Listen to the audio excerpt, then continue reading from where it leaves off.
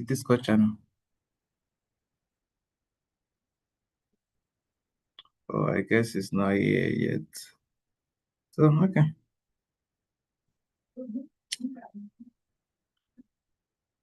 Okay. Can we all see my screen?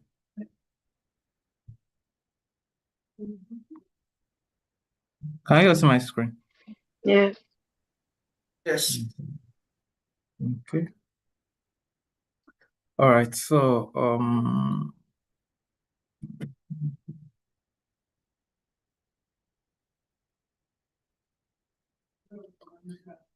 okay. So let's officially again welcome to week 5 of our community session of the AI Saturday machine learning community session.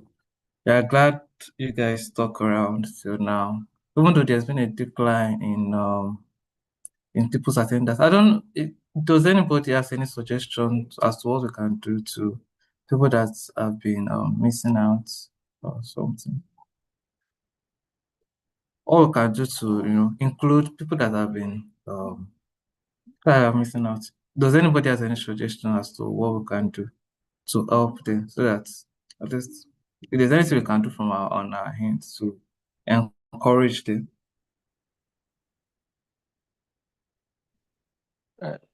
Sorry, I want to say something. Okay. Okay, good morning. Our My name tutor. is Yomefe. Good Okay, morning. okay. Your name is not appearing on your picture. So my Oh, own sorry. suggestion is maybe just the way you normally send send mails to us. Maybe Mm-hmm. you can also include that we've not been seeing you on our calls. Just something like that, a mail, if that Okay. will be fine. Okay. Okay. Okay. We'll include that. Um, we'll include that to we'll include that. After the call today, we'll send out them. So we'll include that. Thanks for that. Okay. Okay. Okay. So okay. Olubusayo, convenience time. What convenience time are you talking about? You can unmute yourself and speak. All right. Good morning. Can you hear Good me? morning. Yeah, I can. Okay. So I said I wasn't sure if there was like a poll for people to like suggest a time that they would love to have the community call on Saturday. Was there Okay, on one? Saturdays. Yes, for the community call. Was there like a poll for the before the time was chosen, or was it a fixed time already? Okay, I think it's okay. Okay. Do you feel some people have issues with the time? And you mentioned that what do we suggest that because there has been a decline. So I'm just like Okay. making suggestions that Okay. probably Okay. Okay. if that can be done to see why people have not Mm. been attending. Probably there's a better time they would prefer to join the call. Also, the other thing I think is me personally, it has happened to me a number of times, especially when I joined the community late. I was reluctant to join the community call on Saturdays because I have probably I did not watch all the videos. I didn't practice that week. So I kind of felt guilty and felt like, oh, I won't be able to follow through on Saturday. So that's for me. That I'm just talking based on how I felt in the past too. So if Oh. I don't know if you can, I don't know how you can. Probably that's why some people don't join the calls because for me, for instance, I've not finished watching the NLP video this week, but I feel like rather than not join today's call, is me adding more work more work to do for myself to do if I don't eventually join today's call. Am I clear? Yeah, you are. Thank you Okay, very okay. much Thank for you. that. It's really appreciated. Okay. Thank you. Okay. So okay.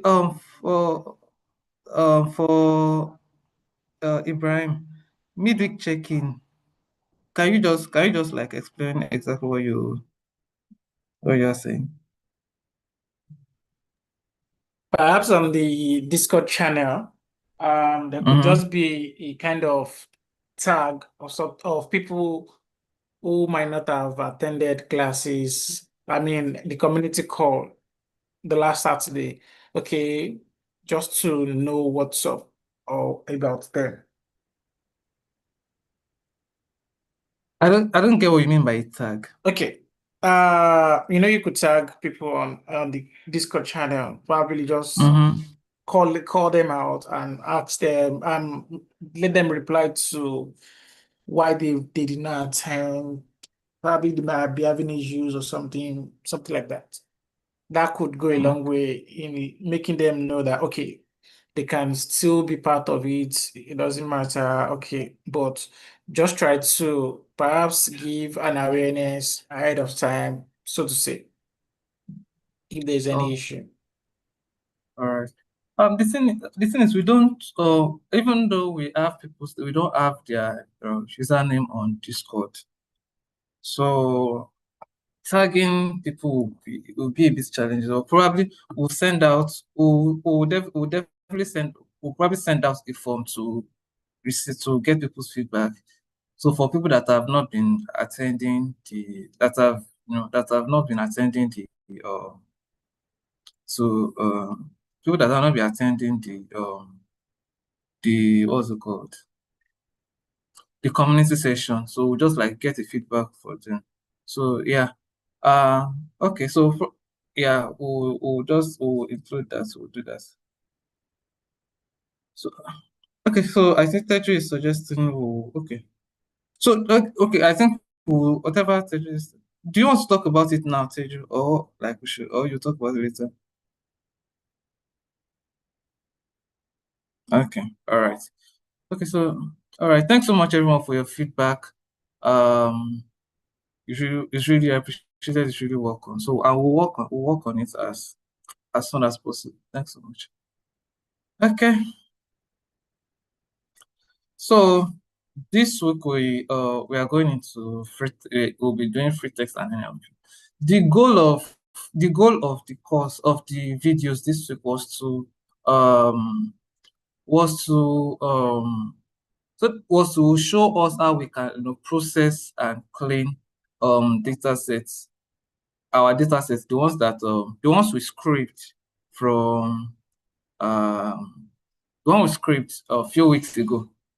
I think everyone participated in the data scraping, right? Is there anyone here that didn't participate in the data scraping a few weeks ago?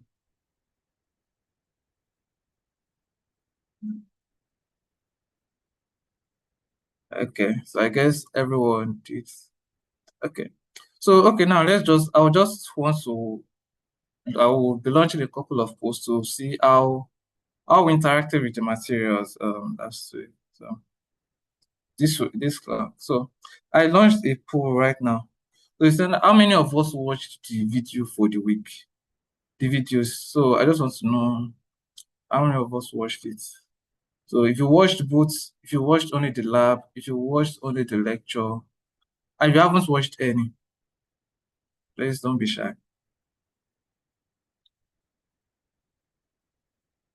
Okay. Alright. So do people that haven't watched any, is there any specific challenge or why you didn't watch it? People that watched the lecture video, is there a reason why you didn't watch the lab video? Is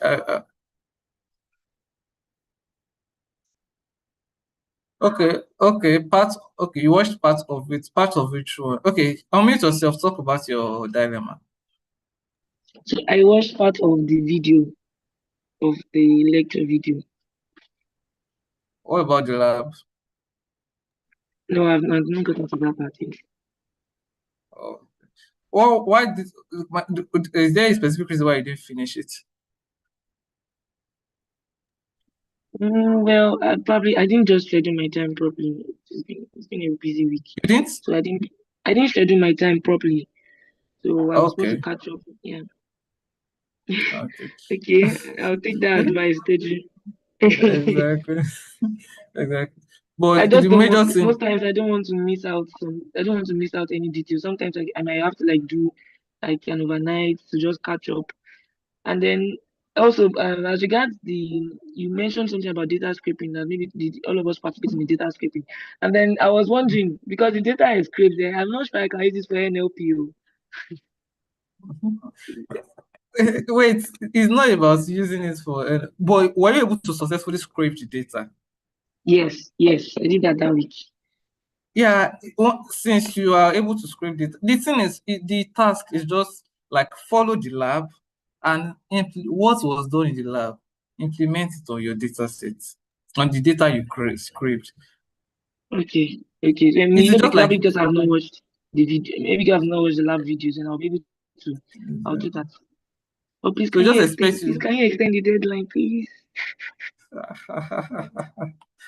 We'll see about that. We'll see about it. The thing is, when you watch the lab, when you watch those videos, watch the lectures, watch the lab, and you don't understand, then like at least there's already a gap that you are coming to fill when you are coming for the community session. But if you haven't watched it, even what we are explaining here might not you won't be able to like make the most of the community session. Community session is just like to build on what has been done during the week. So it's not like this is not the major session. But regardless, so please let us let us try to do that. And if you have any challenge, please reach out to us. We are here to help you pass. That is why most of these stuffs are open. They want you to be able to like do it the way you understand. So is that fair enough? So those that haven't watched any and those that only watched the lecture video, anybody else wants to talk about what exactly is wrong? I think some people watched the lecture, some people didn't watch the lab.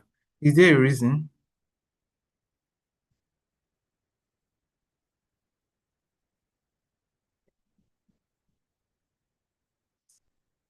Is there any specific reason? Hello? Okay, hello. Yeah, so personally, I finished the lecture video, but the lab, I've been trying to spend more time with the lab because even though it's 1 hour 30 minutes, like the time frame for the lab, because I'm trying to like a lot of those terms and things are still new to me. And most times before I try to do the assessment, I try to understand exactly like every detail like in that lab. Do you get before I Okay. carry it out? Then I cannot be doing it side by side, something like that. So I'm still Uh, trying to navigate the lab notebook. Yeah, but I've like understood like a lot, a large part of the notebook. So yeah, so that's why I was asking like if like before you told me the deadline for this thing was the end of tomorrow. That's why I was asking if you could extend the year before earlier. Thank you. okay. All right. Thanks for that. Okay. So now I want to know I want to know, okay. I think I want to know how many of us understood to what to what extent you understood the um the concept discussed. So do you understood it? But I guess most of us, like I said, are kind of. But regardless, I just want to know. Okay. Okay. Okay.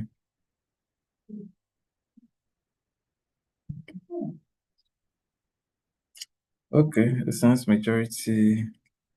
Um. Oh, so people. Only 5 people have participated in the poll. Regardless. Okay. Okay.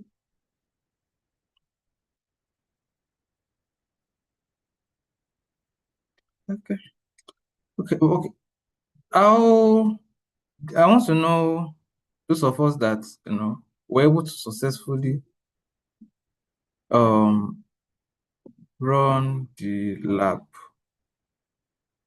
Like I don't want to if you have like run all of the lab notebooks, if you're able to like run it, I just want to know. Did you face any challenge while running the lab notebook?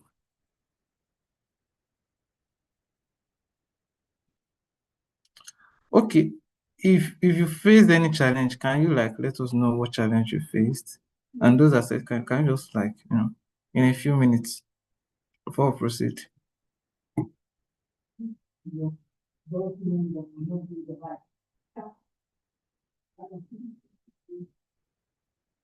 Does anybody wants to talk about the challenge they faced while running the notebook?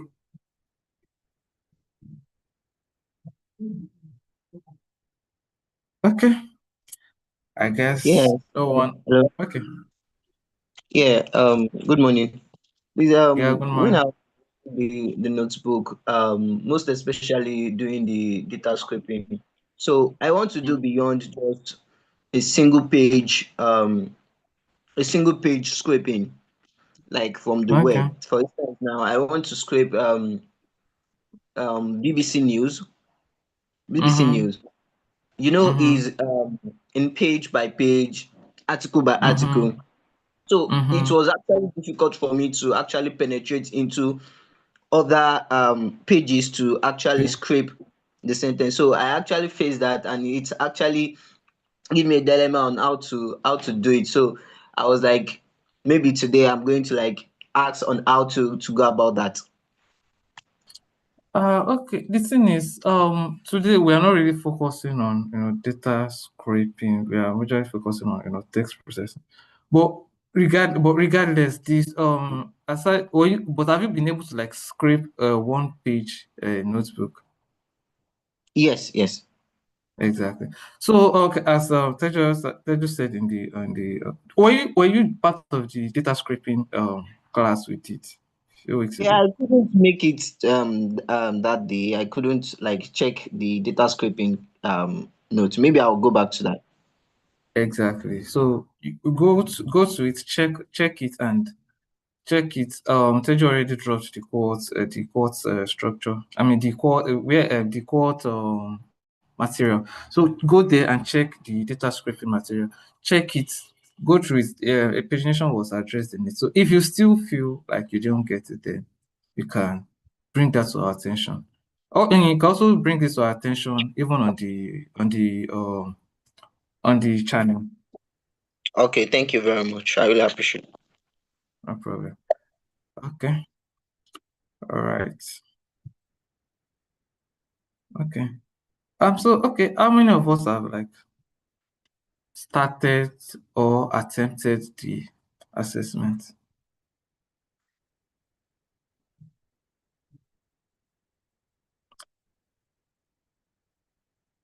So is the reason still because you're still trying to figure out what exactly is going on, or what exactly is still what is the issue?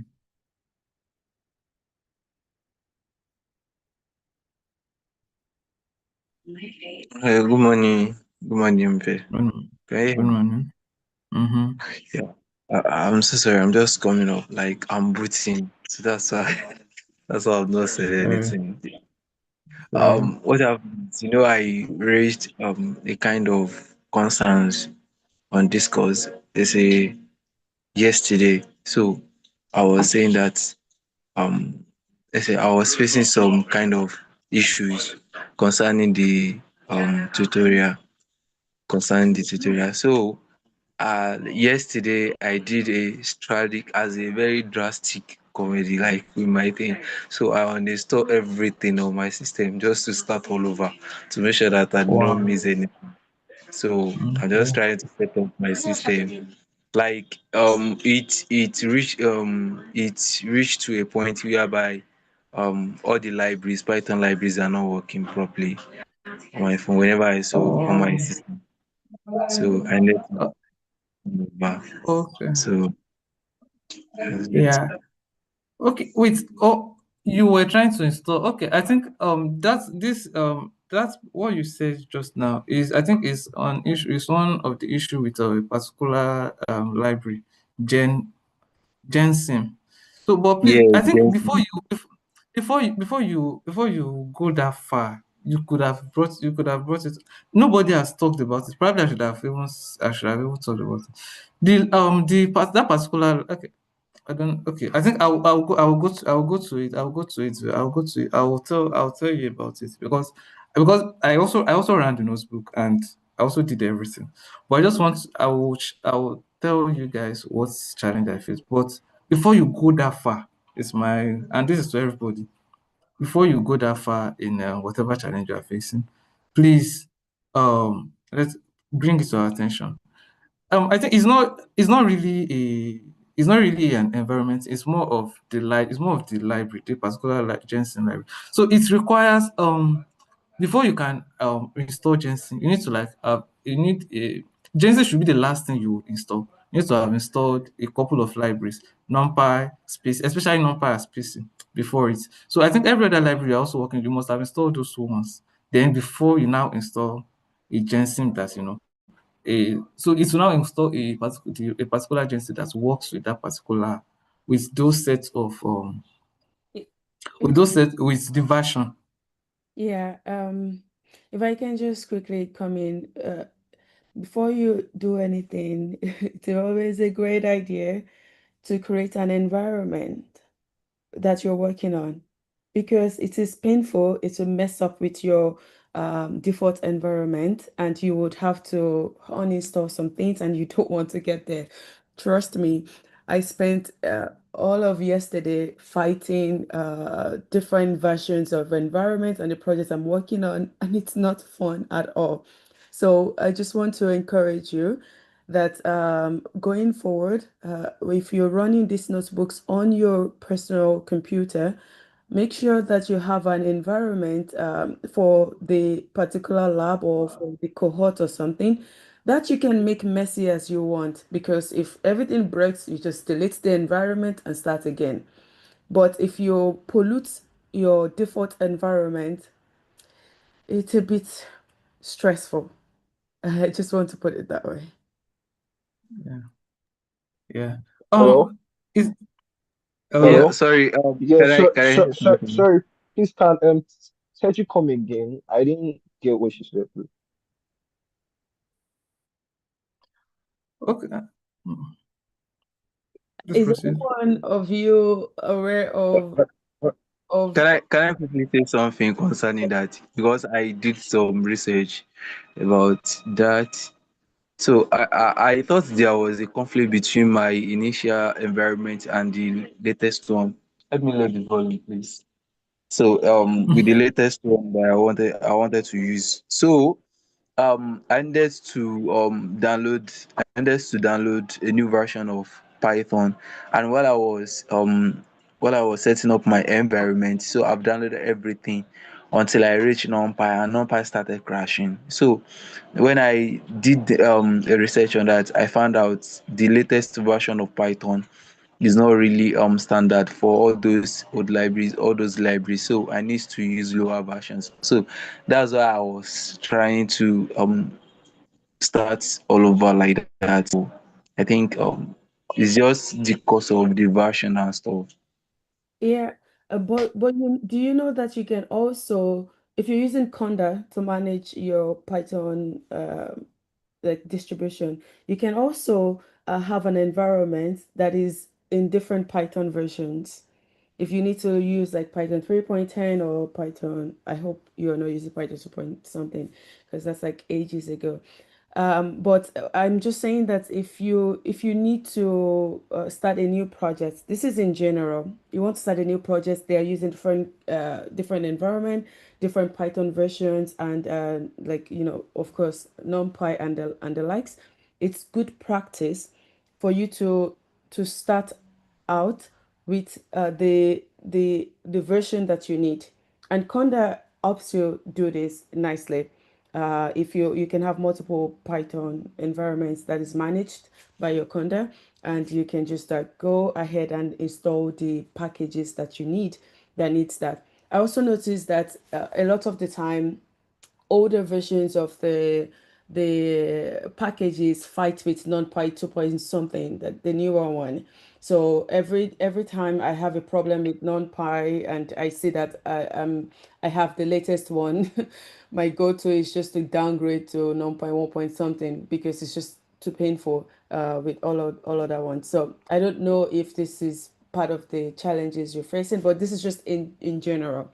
I'm just encouraging you to look into Conda or like environment, or if you're very familiar with Python, you could also use Python venv or PyEnv or whatnot. They're all just trying to isolate a part of the like a part of the your workflow. Computer. That's how I would like to put it, to help you run things. But if you're a bit much more advanced, what people would actually do in a bigger project is to have a Docker container.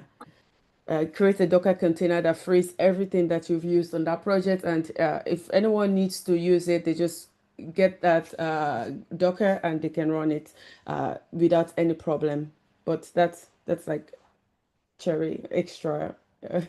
Docker is painful too, in my opinion. But yeah. Yeah.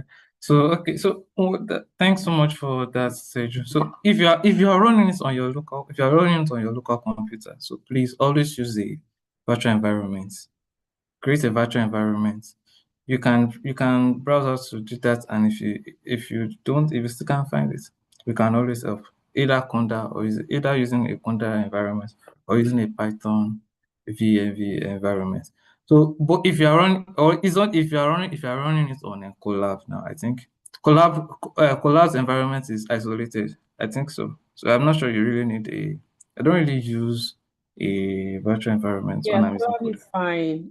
Every time you go, you're in virtual environment all the time, and it Exactly. disappears. So it's very convenient for testing and things like that. You don't have to worry about it. You can install anything you want, and you don't have to worry that when you come back, it pollutes things. Yeah. So I hope that is clear. So I guess that will make so please don't install if you're trying to delete anything. Um, please don't try to delete everything globally. So that this makes you. So the thing is, when you're working on different projects, as Teju said, things to keep like each project will support different versions of different libraries.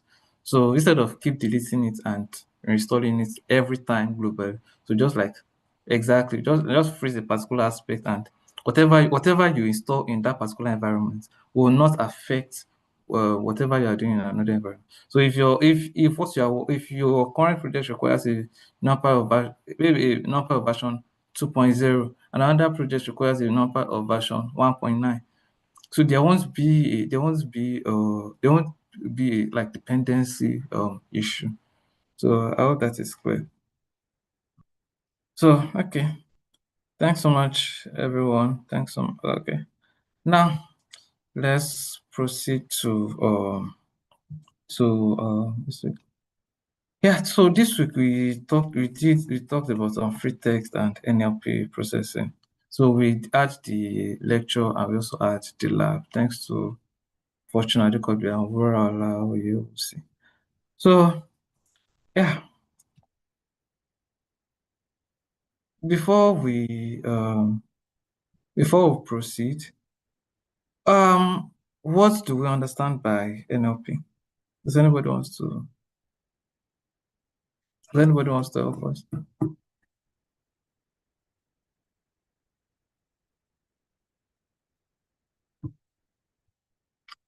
Anybody? Are we waiting on dollar bills?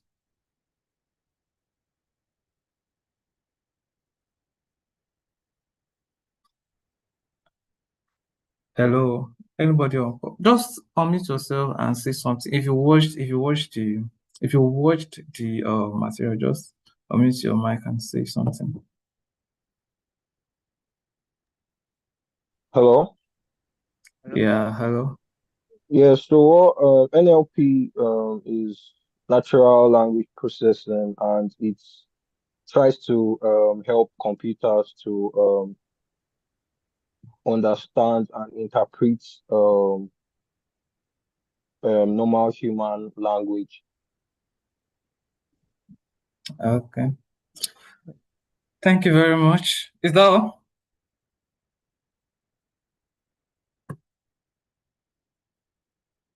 Okay. Does anybody else want to say anything? Yeah, Okay. we can also call it a branch of artificial intelligence, which focuses on how computers interpret and generate human languages. Exactly. No, the way computers read, write, and express human languages, that's Yeah. natural language processing. Thank you very much. Thanks so much to both of you. So the thing is, okay, is how to process text data, how computers process text data. Thanks for that, Ismail. Yeah.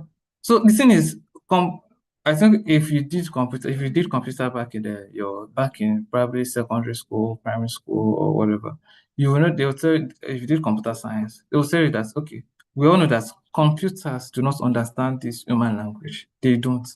So what we are doing in NLP is to like provide an avenue or a system, come up with a model by which um, computers will be able to understand um, human languages, making computers understanding human languages.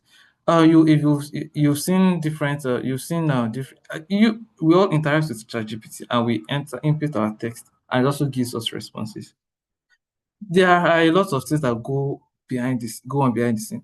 ChatGPT does not understand what we said, so it has to you know it has to come up with a method of we had to build in a method for ChatGPT to be able to understand what we have said and also be able to come up with a response.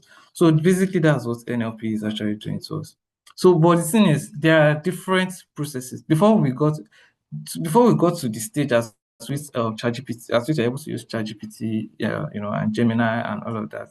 Before we go to the stage that we at which are able to use ChatGPT, there are a lot of things that we did first because these methods are very very computational intensive. There are a lot of things that went behind this. So it started from somewhere.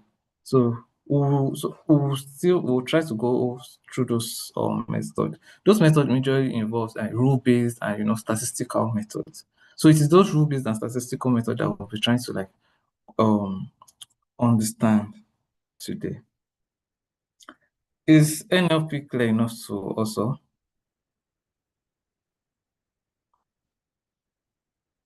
Is NLP clear to okay? This is a definition by World or Yosin during the lecture. I guess we've all seen this particular slide, haven't we? Ah, Yes, I've seen it.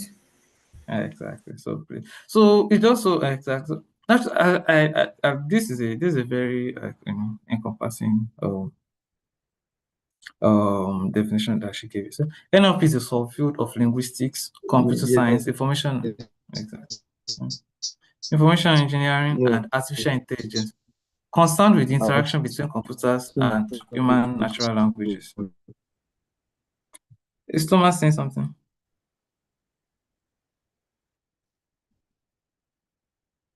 Okay. So in particular, also it is a subfield of NLP is a subfield of linguistics, computer science, information engineering, and artificial intelligence concerned with the interaction between computers and human languages, which is natural language. In particular, how to program computers to process and analyze large amounts of natural language data. So it involves a lot of knowledge, it involves a lot of things, not just so even though we are speaking as much as we have all this translation, transcription stuff, computer don't just understand them. There's a way we have to map those words into numbers so that computers will be able to understand them. So, and this challenges in natural language processes processing frequently involve speech recognition, natural language understanding. So yeah, once when you feed in human text, the machine processes it, and then it gives us different insights. I don't think she de- she demoed ChatGPT in the lecture, but I don't think there's a need to demo ChatGPT. Everybody knows about ChatGPT, right? Ah, Yes, is there yes. anybody that doesn't know Yes. ChatGPT? No, but seriously, is there anybody that doesn't know about ChatGPT? If you're hearing about ChatGPT for the first time, or Grok, we on Twitter. So please, yeah. So thanks so much. So those are the stuff that those are the stuff you can do with NLP. You can see to be able to build a machine that can give text, and it will also give you text that is coherent, like that makes sense. You will know that artificial intelligence has come a long way. So imagine you asking ChatGPT question, and it's able to like interact with you and give you answers. I even said, okay, you can even like do there's something called role. You can even like role playing. You can even role play. Okay. If you are you can just say, okay, as long just give it a role. You can say that, okay, maybe you are a friend, and then start speaking slang, and it will actually like it will interact with you just like it is your friend. So, and before the advent of all this transformer architecture. Okay, there before the advent of transformer architecture, there was rejects. There was a lot of rule based that we have to like go through. Sorry, I want to escape. Why is escape not working? Okay. Why is this not finally?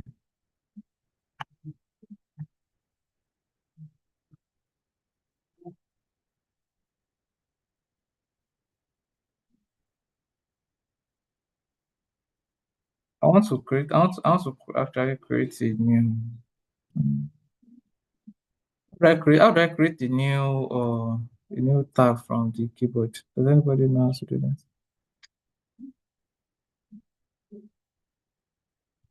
Okay, regardless, let me just show you something about widgets. Can you still see my screen? Yes. What are you saying? Yes. This anaconda. Are you seeing the slide, or are you seeing a notebook? The I'm seeing a notebook. notebook now. Okay. I want to be sure I am sharing the whole. Yeah. Okay. So this. Okay. Let me do this. Okay. So can you all see this? Can you see Yes. my cursor? Can you see my cursor? Yes. Exactly. So this is a simple example of regex regular expression. How many of us have heard of regular expression before?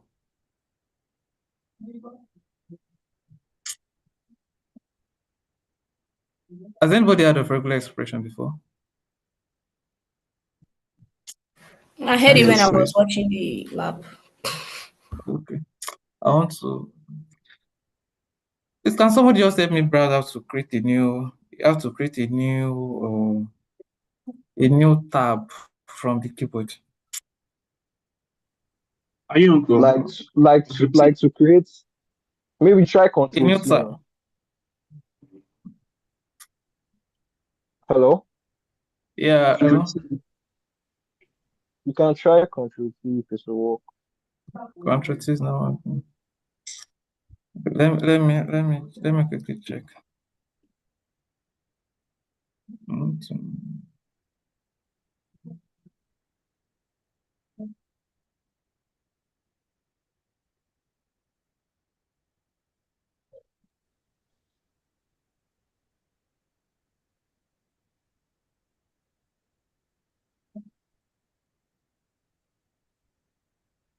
Yes, it's telling me control T and control T is no.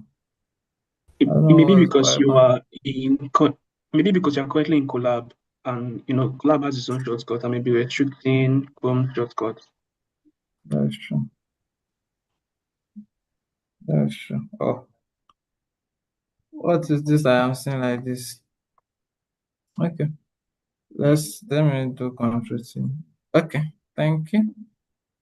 Okay, rejects. So okay. So okay, let's first go to Wikipedia and see what Wikipedia has to say about regular expression. So pardon me, I'm using dark mode, but is this visible enough? Yeah. Yes. Exactly. So look at it. The regular expression is a like it's sometimes is a rational expression. It's a sequence of character that specifies a match pattern in text. This is one of the major uses the major rule-based system that we have. So it's a sequence of characters that specify a match pattern in text. Usually such patterns are used by string searching algorithm or find and replace. Hmm? So which brings me to okay, what can somebody tell me what this is doing?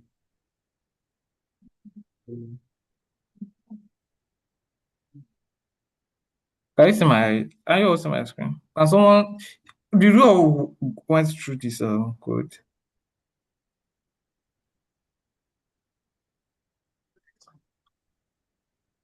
There's no wrong answer. Just speak, please.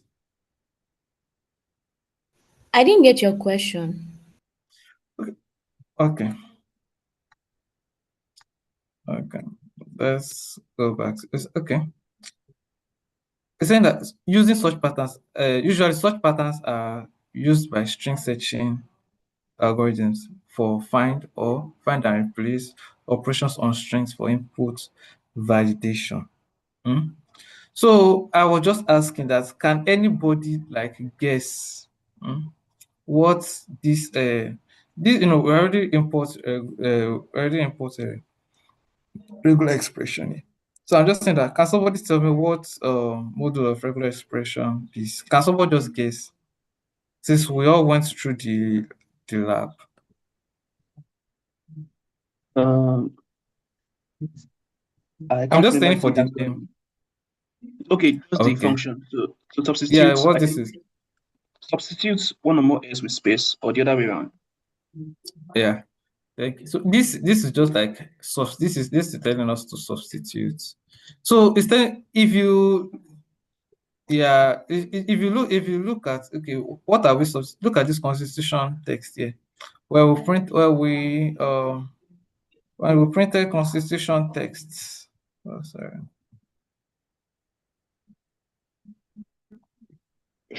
Where is that? Oh sorry, I haven't like run this. I didn't run that particular one. So I need to like run it. Okay, before I proceed, this if you are as we said earlier, if you're using Colab, you don't necessarily need to create a virtual environment because every Colab notebook is in a different virtual environment. If see where I'm installing, see where I place Jensen. I'm installing Jensen as the last option at the last because I need a NumPy version because I'm not specifying a particular NumPy version, right? So okay, I need a NumPy. Everything I need everything. I think NumPy is a very like a lot of libraries built on top of NumPy. I need just to understand a lot of libraries built on top of NumPy. So and if you go through one of let me do okay Let me search for Jensen. If you go to let's see, okay. If you go to Jensen's documentation here, mhm,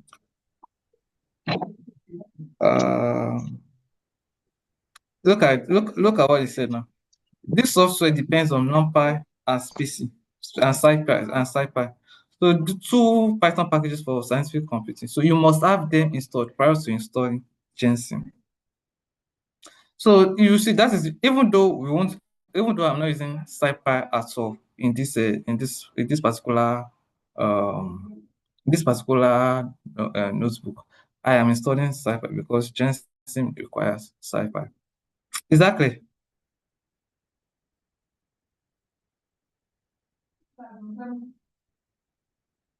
Do we understand that? Ah, am I the only one on call? Yes, understood.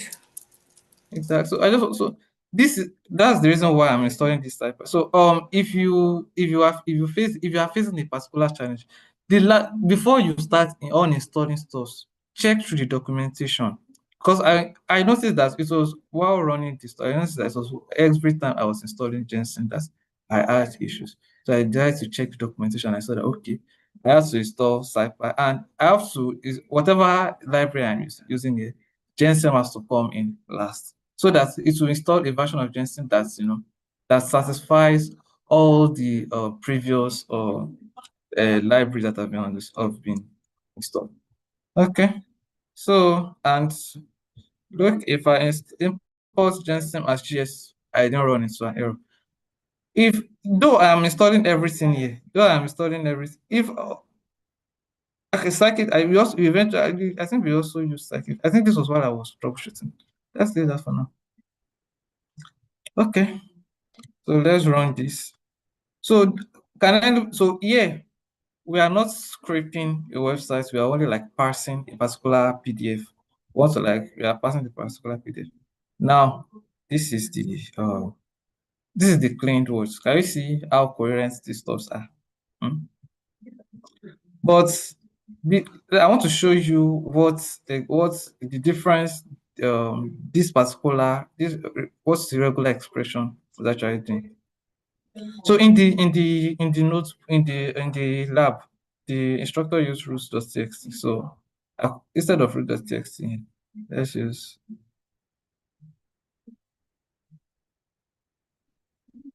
oh stop. Okay, okay. Look at this. Can you all see this? Yes.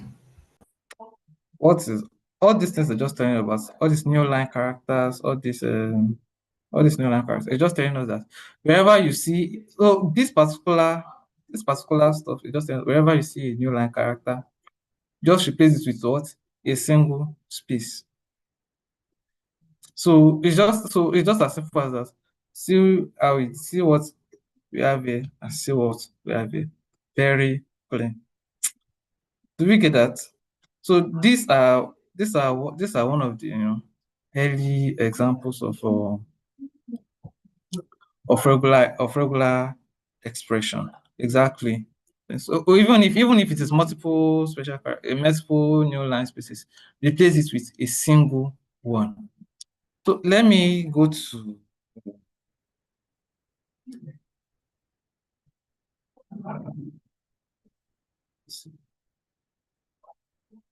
okay, let me do okay. I have a Reject. question. Yes. Um, the the example you were mentioning, you said new line characters. Mm-hmm. That is the /s plus. Mm-hmm. I'm not sure about that. I'm thinking it was the space character. No, it was a mistake. It's not it's space. Whenever you see one or more spaces, the plus says that like match like one or more things. So it's not just new line. So it replaces it with a single space. You can also check the Python documentation that explain the different pattern, what it is. Okay, yeah. Okay. Can you see this? Can you see this screen?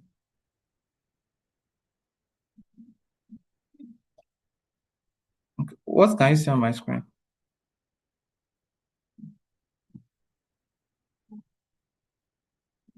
No, what can you see on my screen?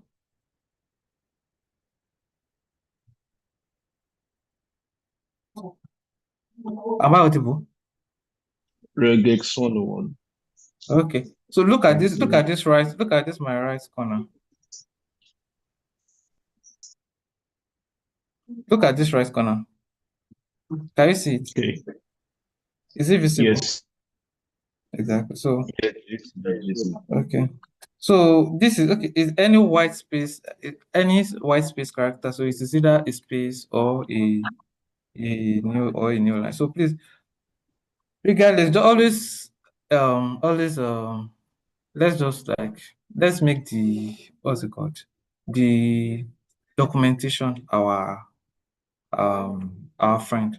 So these are different ways of getting it. So when you see a specific regular expression or specific regular expression, so this is saying that look, can you see where my mouse is?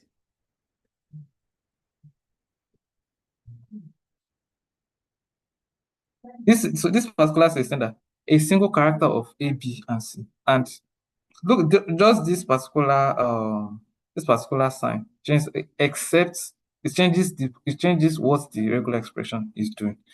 So whenever you want to do a regular expression, you can always input it. So this is a place where you can test out your regular expression.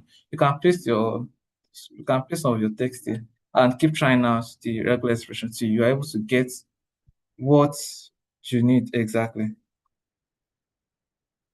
So is that clear?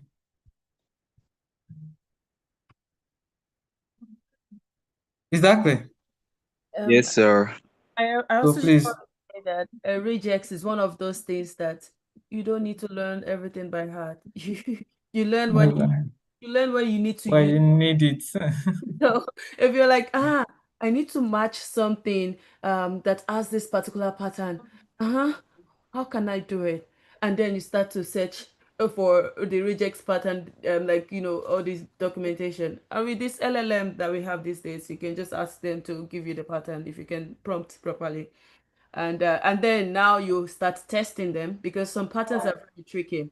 So you have to test, you have to have a lot of cases to make sure that you're actually matching the things that you want to match.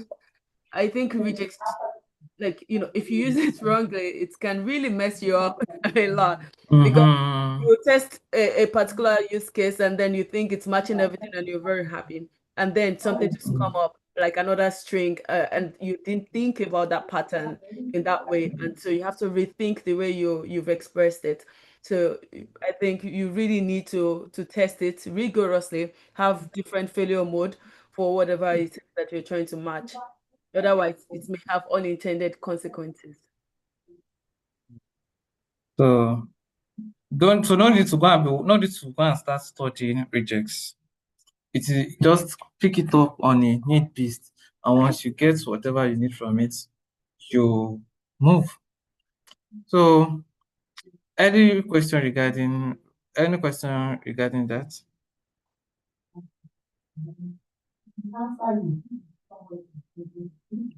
We can proceed. Fine. Okay, does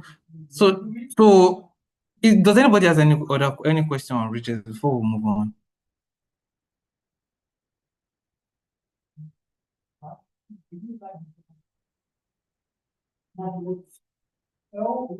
I guess nobody has. So what were we discussing before we moved to rejects? I forgot very careless. So you can also NLP, you can also use it to do you can use it to do sentiment analysis. If let's say you have a product and people are giving you review and you have thousands of review or even like that, you have thousands of review. I want to know, okay, what are people saying? You can't just start you can read it. You can start reading each of them manually to say, okay, which one is are they saying positive things? Are they saying negative things? But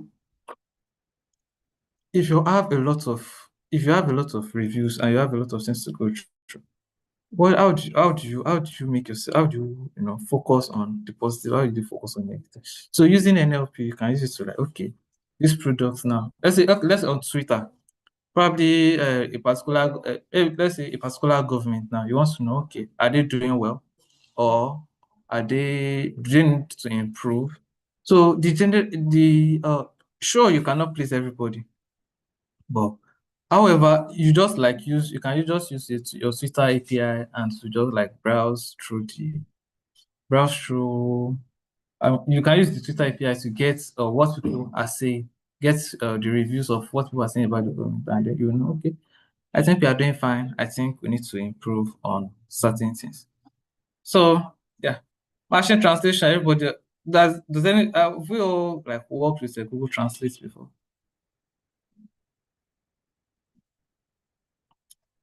Has anybody worked with Google Translate before, or just like tried it out?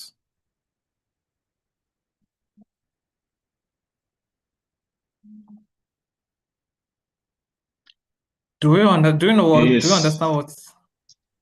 yes, I've Yes, worked with yes. Google Translate I've before used it. multiple times. I still use it today.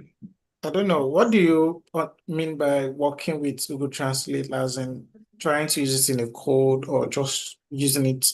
I'm trying to understand. Just playing around it. You cannot. I'm not sure. Google Translate is not. It's not the benchmark when you're talking about translation. But I'm just asking. Like, has anybody like tried it, used it before, and what was their experience? Okay, what was your for those that have played around it? Just want to know what your experience was.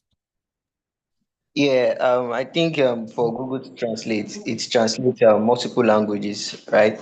From maybe from a particular source language to a target language.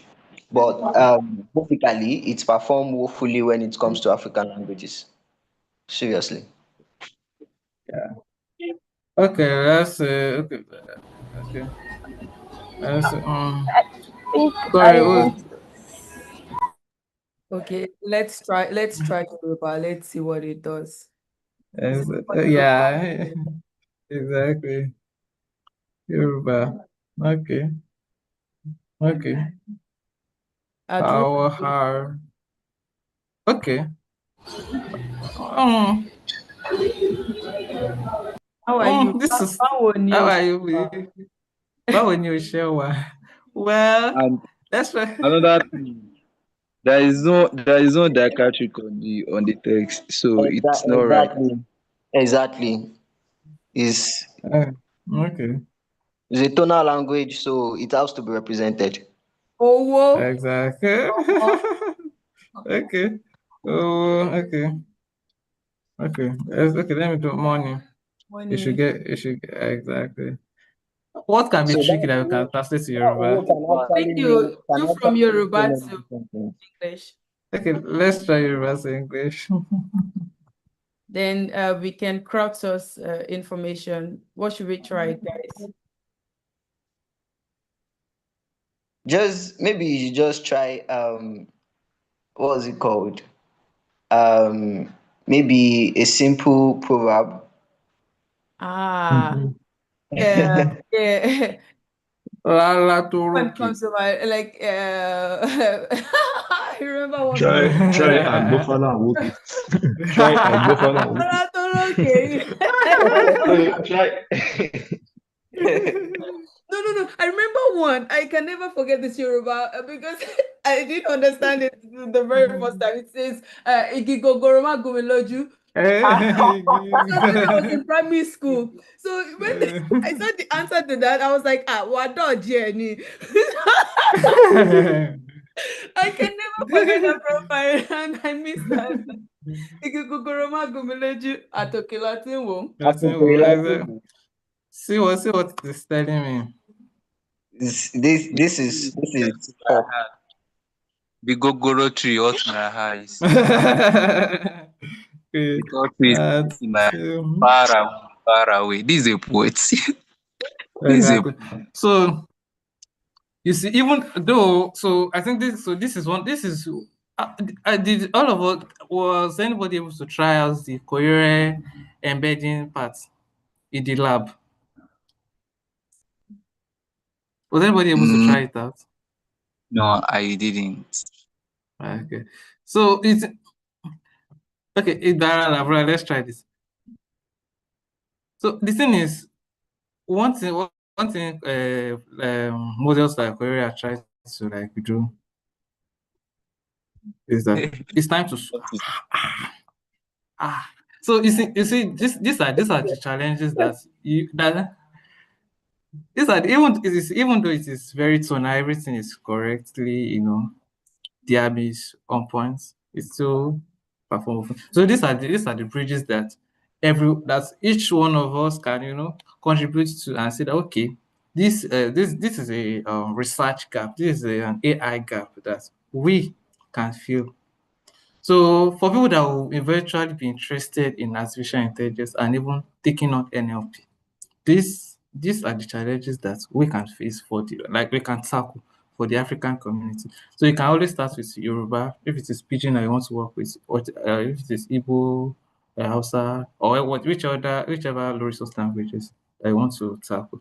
So what's this lecture is actually bringing, so showing us is that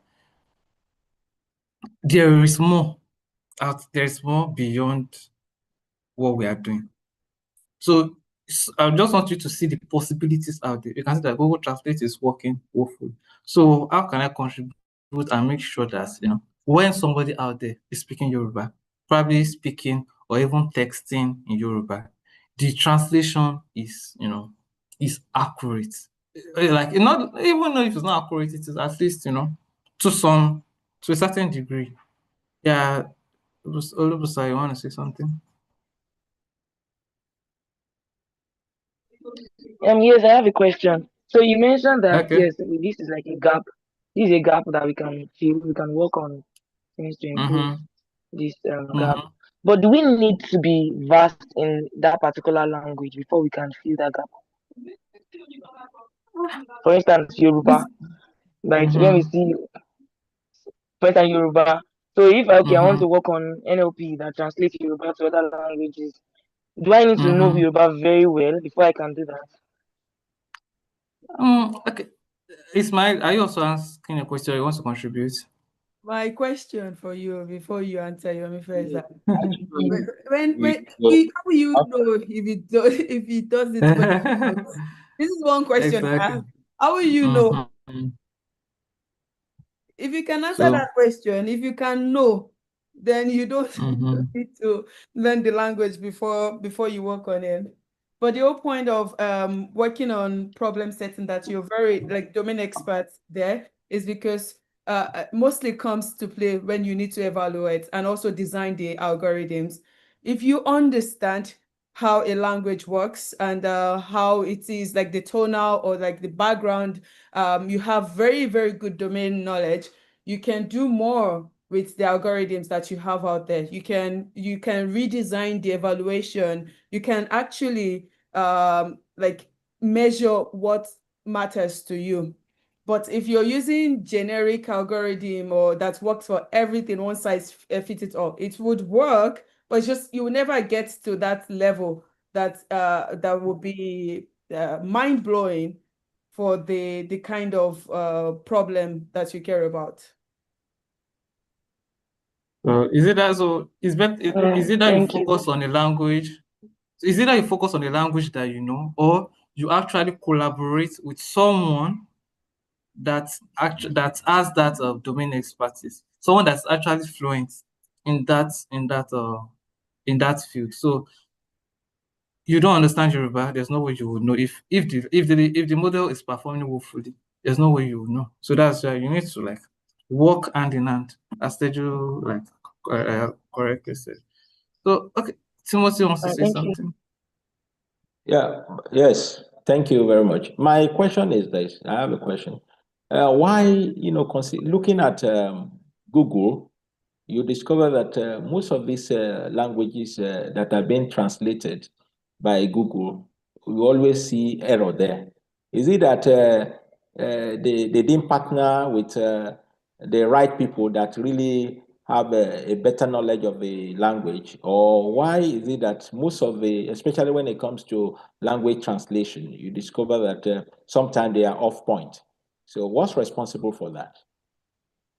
Okay, before I will still invite you to speak about it, but before you can't say we can't really say all languages because um there are little the thing is all boils to like data. African language, most African languages are called low resource languages. Why? Because we don't have enough data on these languages out there. If you check Wikipedia, it is written in English. If you check most of what you browse online, most of the information available online are in English that are available to us. So there are also like languages like Chinese, Japanese, Spanish that are spoken by a lot of people, even Portuguese. So they have enough resources online. They have enough data out there to even to train a large language model. And large language models, the performance of a large language model boils down to like the availability of the data. So if your data is not enough, if you don't have enough data, your model will not perform well. Use all this ChatGPT, all these large language models that are available, they train them on like a section of the internet. Like you can examine like being trained on 10 gigabytes, like gigabytes or even 10 gigabytes or even terabytes of text data. So for Yoruba language now, if you are going to get that volume of data, where do we get it? Do you get? Is I there get, are there I get you now. I get you now. Okay, that's so fine. That's fine. Teju, do you want to say Thank you very something much. regarding that? No, no, I think you said it all. I think at the end of the day, it's about where the money is as well for these companies. I mean, Mhm. they're not charity. They want to make money. Exactly. So if the high resource languages have a lot of data that they can use for free, well, they will start from there. And then if they need to like penetrate into a market that brings billions of dollars to their to the company and also do some social good, they would also go there and they would invest in those community to get the data that they need because it's just a good investment. So we like some of like rightfully, as Robbie first said, there are lots of languages that are low resource. We don't have enough documentation and enough details to be able to train a model to very good accuracy on them. But it does not mean it's not doable. And nothing is like nothing is not doable. It's just about what people care about. So you have to make sure that you center your problem into people's face such that the money investment comes to it and then we can work together to solve it. This is how anything get done. So if you care so much about your language and you should care, you will start to work on it and like get people to work on it and then show them that, if we solve this problem, these are the X number of lives we are changing and the Y number Mhm. of penetration you're making. And, you're showing the impact of why we should all care about this problem. Then you'll start to slowly get investment into that. So, we need to start thinking about all of this different kind of policies or like politics or whatnot that comes to play to like what gets attention. That's one thing. And I also must commend a lot of these companies. Honestly, like some of them do a lot of job trying to invest in different like different ecosystem and collect data and so on. But it's sometimes it's not enough. You need to go more into the community. It costs a lot more money to partner with the locals there. But yeah, we just keep working towards it and keep showing that this global technology does not work for everyone, and it should work for everyone because this is the promise. So until it does what it's promising, we cannot stop, because otherwise we would have like a flattened society where everyone is now ChatGPT, and ChatGPT is English, and it's only like in the US and all the profile. But of course, we are much more diverse society, and we shouldn't stop trying to work and make sure that like every representation that we care about is well represented. So this is my sense. I would like Okay. Thank you very much. Thank you very much. I think it's clear now. In summary, it boils down to, part of it is profitability of the venture. Okay, that's true. All right, so that is it. So one thing this particular lecture is I was also aims to do is to like spark our interest in NLP. Last week we did the we how many of us were able to like do the Ladikwali stuff last week? How many of us were able to like manipulate the image even afterwards? I did. Exactly. So you see, Yeah. that particular week is it introduces us as well into how you can manipulate images. These are the major applications of artificial intelligence, and it takes you from just being a consumer of artificial intelligence to a builder of artificial intelligence. If you are building artificial intelligence cannot take your job. Well, if you're a consumer, depending on if you're if you're just an active consumer and you're not like or like if you're not utilizing um artificial intelligence in a particular niched way, then all this shout of artificial intelligence will take your job, all this, who knows?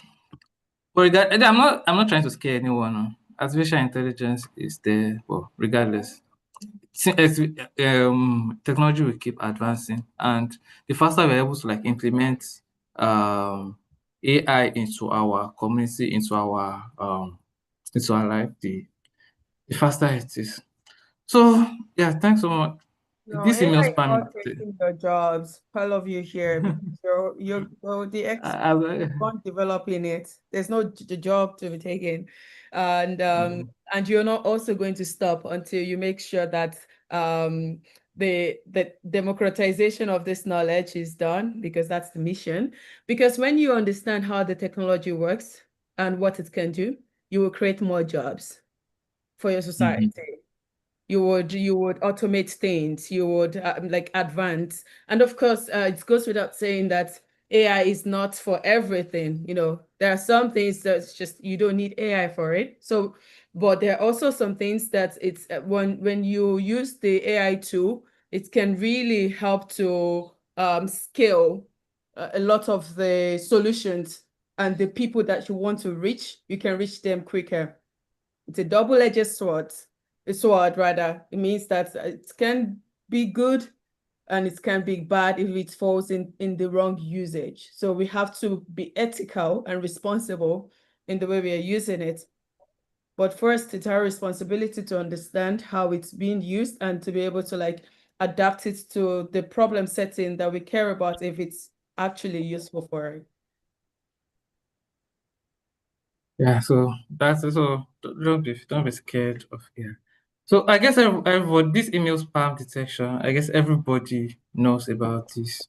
It is active in our right. It's active in our way.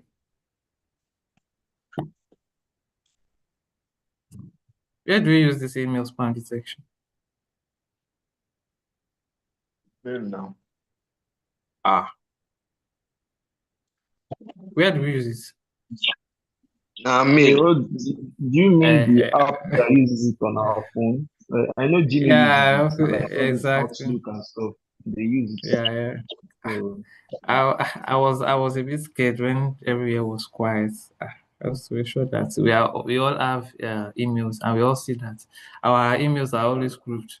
Even on your laptop, you see it's promotions, you see spam, you see promotion, you see inbox, you see different sections. So yeah, that's one thing. Yeah, I can. And one thing I just wanted to know that this what Gmail is actually doing in our email is not just rule based. It is, it understands, it reads the context of the email, and depending on the content, it's then like it then divides it. Okay, this is a spam. This is this is an inbox, because spam messages, you can say that get free 100% pro 10 billion. There are a lot of for rule based system before the AI based spam detection like works now. Let me just give you an example. Let's say, okay, you say that 100% free, and all those, there are some catchy words. I don't know, people that have done content writing can understand better. There are some catchy words. There are some words that will catch people's attention. That's like, oh, and these words, and they say that it's a rule basis. They just say, okay, well, I see this word spam. Well, I see this spam. But nowadays, all these people that are also sending spam messages, they have also, like, so they know that if they send this particular word, the email will classify it as a spam. So what they do, they try to like advance and make it a bit like, they will use words that are not really familiar with but will actually like pass across the message they are trying to send. So that's basically, that's about email spam detection. Then okay, why NLP is important. So as you can see, there are huge amounts of text data available online. Social media, websites, PDF. You can see we parse the PDF in the even though it was a website, we pass the PDF in the lab. So social media, websites, PDFs, and the data are just out there. If the data is out there and we are not utilizing it, then they're just there. So I think with the availability of data, we can always use this data to come up with insights, come up with structures, come up with business ideas, things to say like, okay, is there a knowledge gap? Is there what do people lack? Like what is a nice business idea for a particular demography of people? What will these people resonate with? Like, okay, if I am saying, if in Nigeria, and I'm saying, oh, I love people in Nigeria, we in Nigeria now, we love spices. But if you are going to we love spices and we are proud about that. If you are going to probably the West now, and you say that, okay, since people in Nigeria love spices, then people in the West, let's say London or even US now, they will definitely love spices. These people don't love spice like that.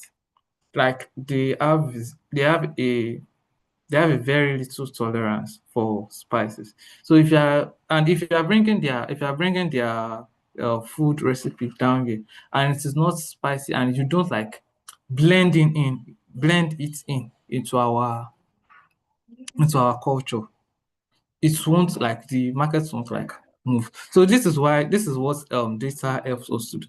So if you are the same okay, let's say the same burger that you are eating here, it will have a lot, it will have more flavor, it will have more it will have more spice compared to what you eat in maybe in another country in the West.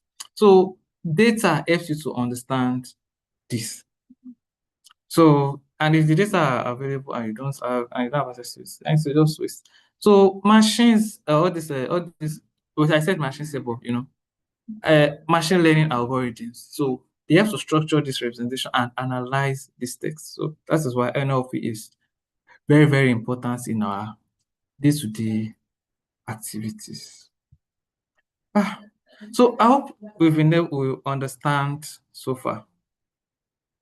So can anybody, so based on what everything else, so based on the election, does anybody know the applications of NLP?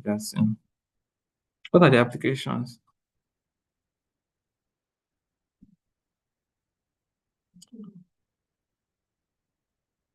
Applications of NLP. Am I audible?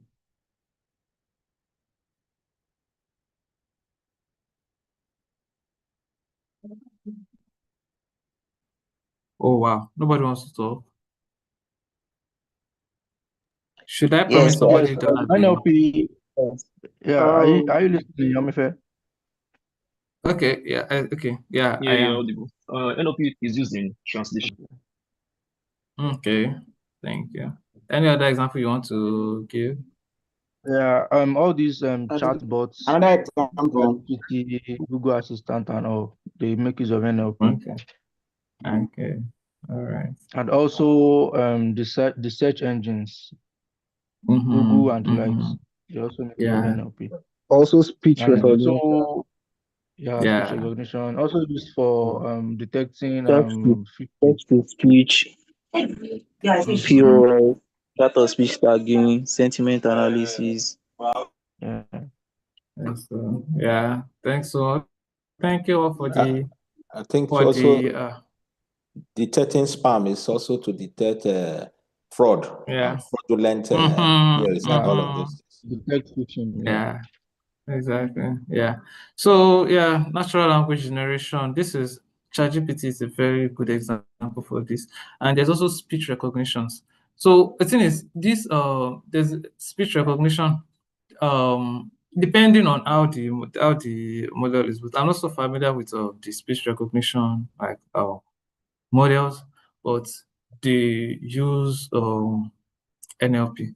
So okay, the thing is, it will be able to like before I think it will before it will be able to like enter into machine learning, you need to like first convert it into a text. Okay, you need to convert it into a text, which then from the text it is now converted, it is now like embedded and then passed into a machine learning algorithm. So I'm not so sure, but I think that is so don't quote me anyway, but I think that is how it goes. So, speech synthesis, question and answering, very much. Machine translation, we try this out. Search engine, your Google, of course. Fake news detection. Yeah. So this is what this fake news detection now we can do. We can do it can be a supervised learning or it can do be an unsupervised learning. I think it also depends. So you can say that okay, this you can label some news and say that okay, these news are okay. These news are fake, these news are, correct. And they said, okay, now, or you can say that this and this or this is my news. Okay, based on this news now, which ones are you can use anomaly like it will be like an anomaly detection. Which one is not like syncing with it? So yeah. So these are different. So these are the different tasks we also do. Text classification. Does anybody understand what we mean by name density recognition?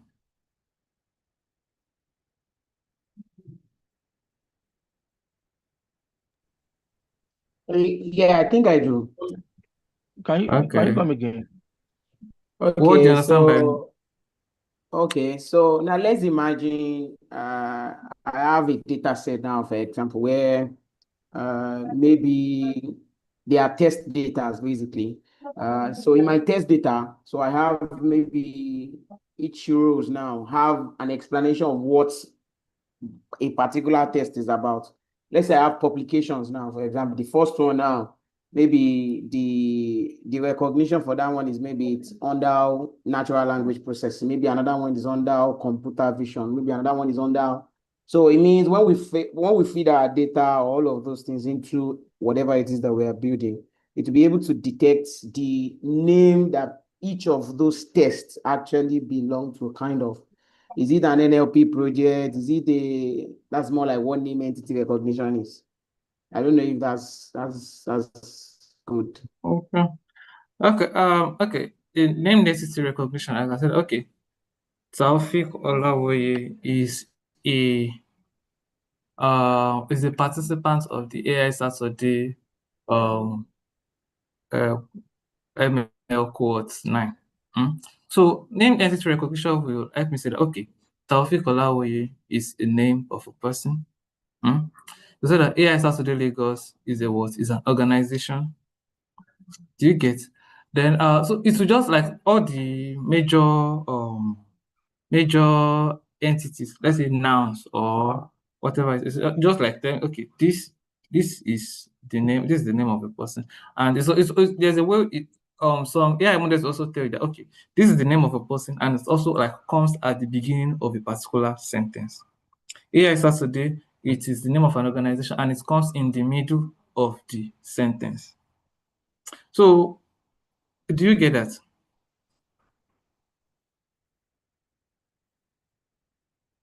Please, do we get that? Yes. Yeah.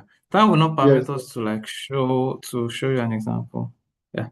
So also part of speech tagging, similar to name-based recognition, just like, okay, part of speech, verb, okay, give it a sentence, just okay. From looking at this sentence now, this is a verb, this is an adjective, this is a, do you get another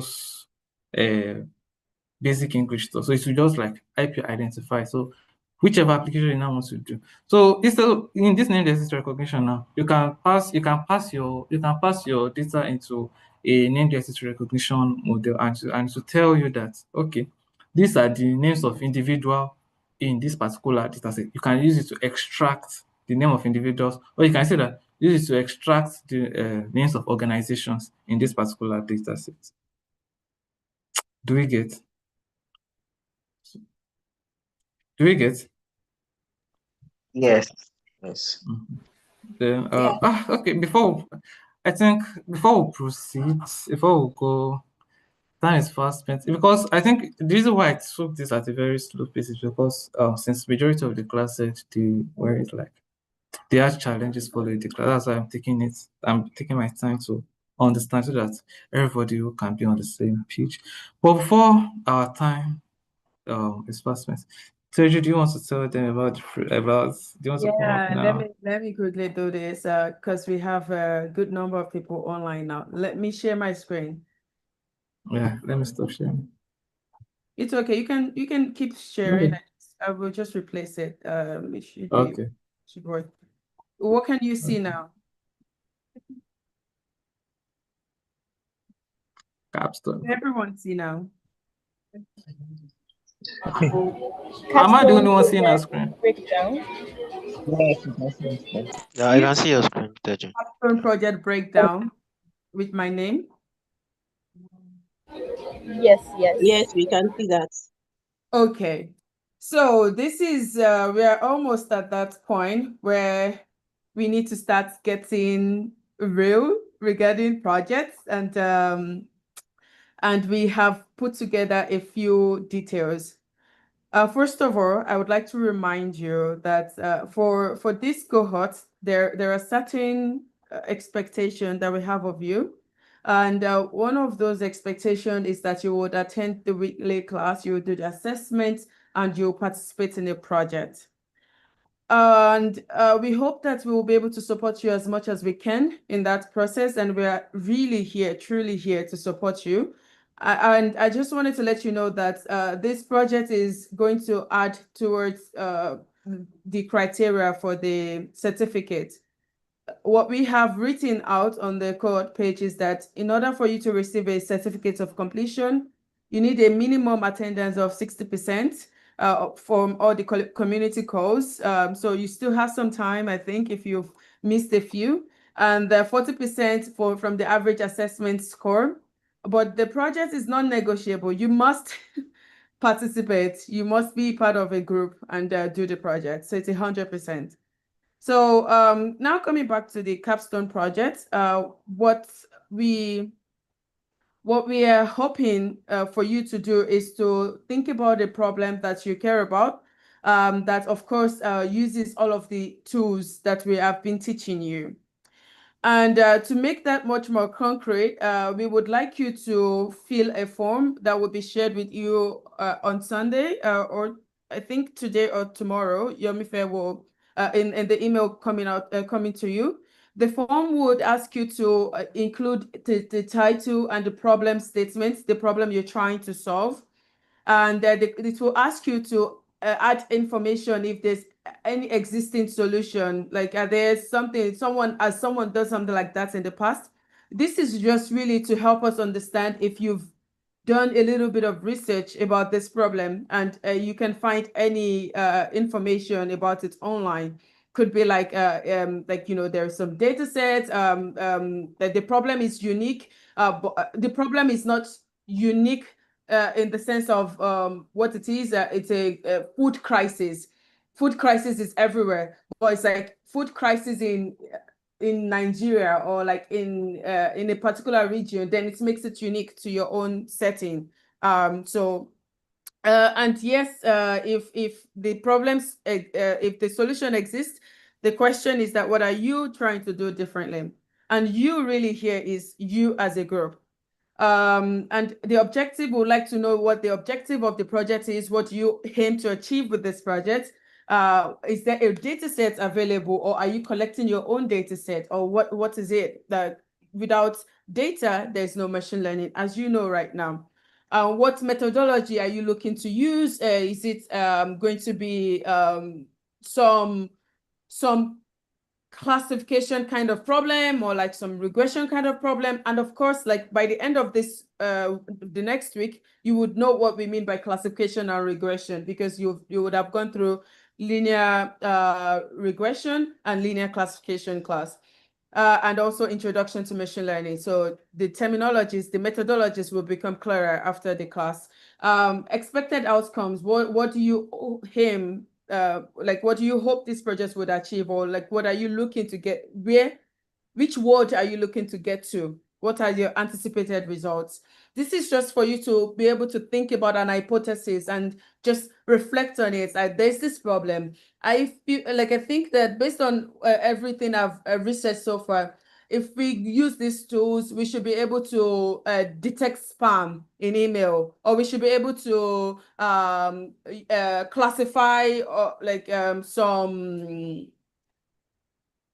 things. I'm trying to remember a lot of machine learning applications now. You should be able to do linear regression on house pricing, like predicts what the price of the house in Lagos can be, or something like that. But by the time I do this, we should get to this world, just hypothesis right now. What's your anticipated result? What's the community impact?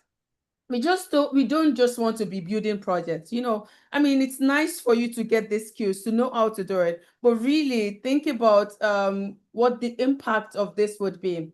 I mean, it does not, like, you don't have to have all the information, but it's just about you situating the problem in your reality. Well, what do you think the community impact would be as a team? As a group, you can reflect on it and just write out your thoughts. You can do a little bit of research. Maybe the problem is well studied in the literature. Then you can bring in those literatures to support the claims that you're making. So what we would also need in that form is for you to include the names of your team members, their email address, and their Discord username. I would like you to submit this proposal for the project requirement by 14th of September, which is in 2 weeks time. But to do this,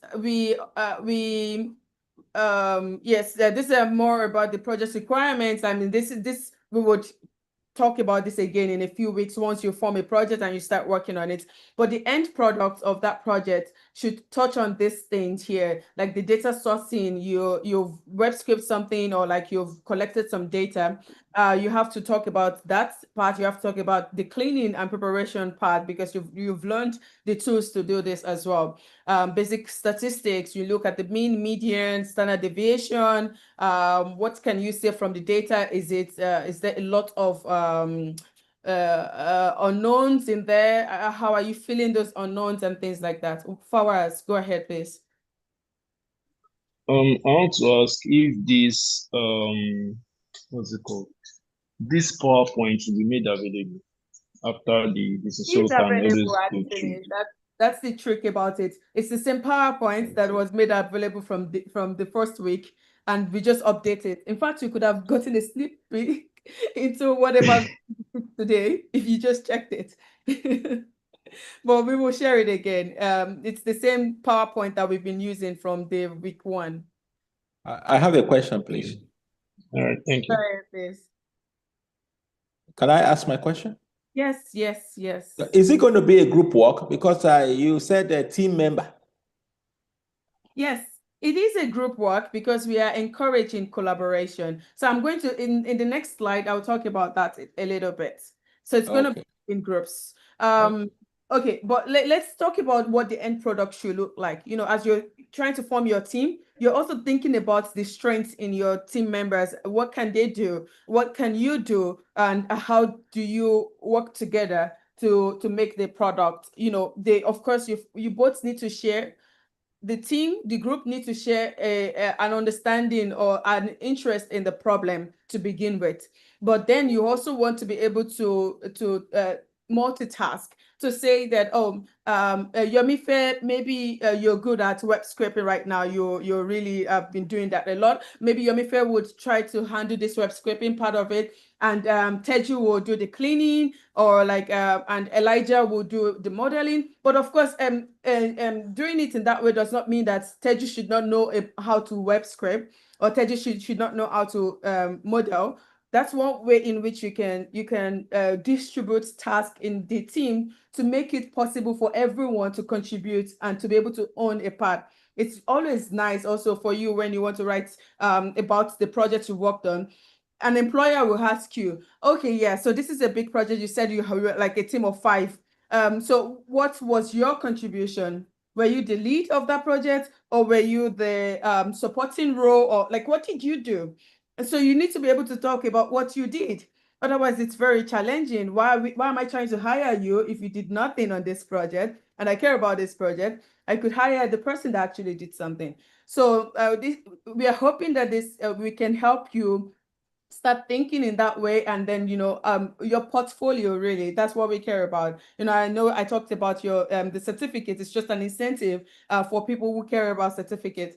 But it's more about your portfolio and how you present yourself by the end. You have a project to showcase at the end of the cohort.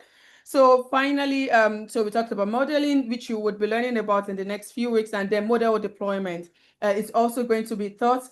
This is not part of your curriculum, but I'm going to invite Femi in next week or in 2 weeks. It has a lecture that we've taught in the past on model deployment, and then this can teach you about some of the cool tools out there that you can use, and we can include that lecture in this part as well. Yes, so in terms of team formation, we want you to work in a minimum of 2 people in a group and maximum of 5. You cannot exceed 5. And then this is to encourage diverse collaboration. Like I said, there's going to be a form where you fill it in, and you have to agree with yourself to have a team group leader. This is just for us to know, like, who to reach out to in your team as the point of contact. When you have a team of 5 people, it's maybe difficult for anyone to take responsibility of anything if there's no leader. Usually it's usually like that. So you have to appoint a group leader, and group leader could be the person that came up with the project and was looking to put people together. They naturally become a group leader. Could be that you just all wrote on Discord, even though you propose the project, you don't want to lead, and then you open it up for members of your team to say who would like to be a group leader, and then they can nominate themselves to say they would be. And we encourage you to use the Discord to organize yourself in order to find the team members. You can, there's a lot you can do from there, and you can already even start advertising yourself on this call. I'm interested. This is the problem I have. Let's collaborate. Maybe you are interested in that problem again as well. We can do it together. So by the time we collect all the proposals on the 14th of September, we will look at the number of groups that we have, and we can make a decision whether or not we want to appoint like a mentor for each group. So this is what we've done in the past. Whenever we have a project, we have people from the teaching, from our teaching cohort that year to serve as mentors. We would have to reach out to them to ask if they're happy to do it. But if we've not decided yet in this cohort, but I'm waiting to see the response from the proposer, then we can know how many mentors we would need and how long we have. Okay, and I have to remind you that the cohort is now like we're in week 5, right? As we can see on the page, I think this was a natural break point. This is week 5, right? This is right now we're talking about projects, and we only have like about 5 more weeks of lecture, and then we would leave you a week to complete your project, and on the 18th of October is the project presentation. So this week, week 11, end of that week is when you would need to submit like your presentation, because there's going to be a presentation the following week. So you need to give us the slides that you will work on. But of course, like, you have to create a GitHub repository, have a notebook. And one of the things I wanted to show you is that, AS at the Lagos, we've been running this for 7 years now. We've always had projects, and you can do like take a snapshot, like go into the cohorts GitHub and go into the past year's projects. So for example, it's not the most organized GitHub, I'm working on that, but if you go here, like if you go to projects, you can see projects from some of the, like as early as the first cohort, and then when they finished their project, they wrote an article about it, which was like George was it was one of the team member or the lead, I'm not sure, I can't remember right now, for this project. And you can see that part of the requirements we had for that cohort is that they needed to write an article. So this so most of it in form of an article. And then in cohort 2, we also had projects, but I've not put it here. Cohort 3, these were the projects that we had.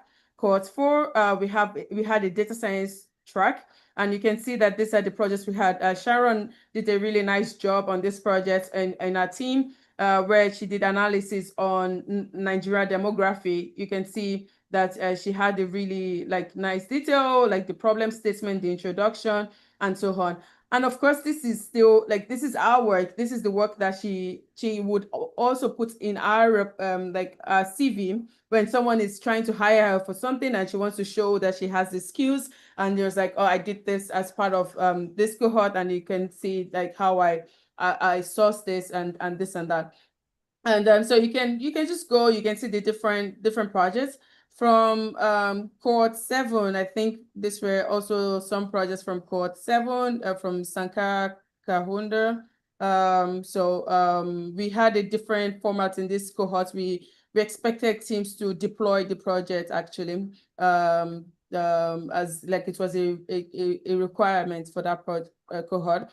And for this cohort 8, we also had a little bit of different formats. You needed to submit a project proposal, as we're telling you, but this time around, they needed to submit it as a PDF and have like a cohort repository, and then they describe their projects and how it can be run. And if you go into some of their projects, you will also see a notebook in which like they've explained some of the work.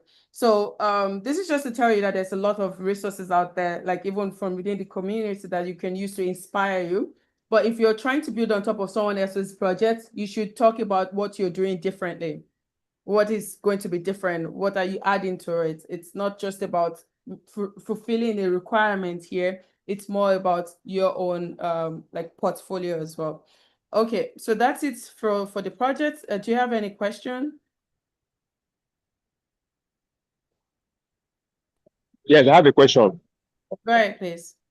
Okay, all right. So my question is, for this project, is there any particular topic AICC is giving us to work aligned with the project, or particularly we have to come up with a topic on our project? Thank you.